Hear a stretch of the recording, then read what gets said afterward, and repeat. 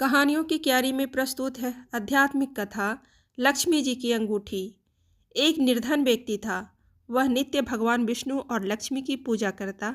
एक बार दीपावली के दिन भगवती लक्ष्मी की श्रद्धा भक्ति से पूजा अर्चना की। कहते हैं उसकी आराधना से लक्ष्मी प्रसन्न हुई। वह उसके सामने प्रकट हुई और उसे एक अंगूठी देकर अदृश्य हो गई।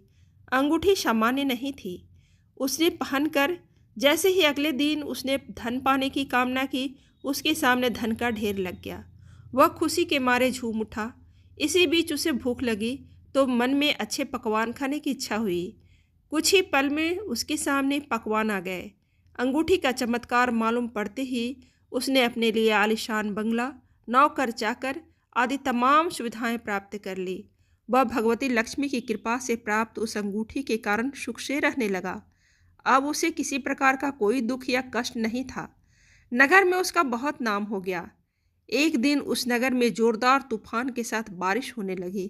कई निर्धन लोगों के मकान के छप्पर उड़ गए। लोग इधर उधर भागने लगे। एक बुढ़िया उसके बंगले में आ गई। उसे देखकर वह व्यक्ति गरज कर बोला, ऐ बुढ़िया, कहाँ चली आ रही हो? बिना पूछे बुढ़िया ने कहा, कुछ देर के लिए तुम्हारे यहाँ रहना चाहती हूँ। लेकिन उसने उसे बुरी तरह डांट डपट दिया। उस बुढ़िया ने कहा, मेरा कोई आसरा नहीं है, इतनी तेज बारिश में कहाँ जाऊंगी? थोड़ी देर की ही तो बात है। लेकिन उसकी किसी भी बात का असर उस व्यक्ति पर नहीं पड़ा। जैसे ही सेवकों ने उसे द्वार से बाहर किया, वैसे ही जोरदार बिजली कौंधी।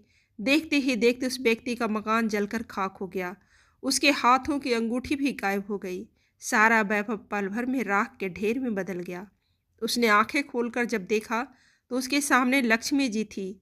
जो बुढ़िया कुछ देर के पहले उसके सामने दीनहीन होकर गिड़गिड़ा रही थी, वही अब लक्ष्मी के रूप में उसके सामने मंद मंद मुस्कुरा रही थी। वह समझ गया उसने बुढ़िया को नहीं, साक्षात लक्ष्मी जी को अपने घर से निकाल दिया था।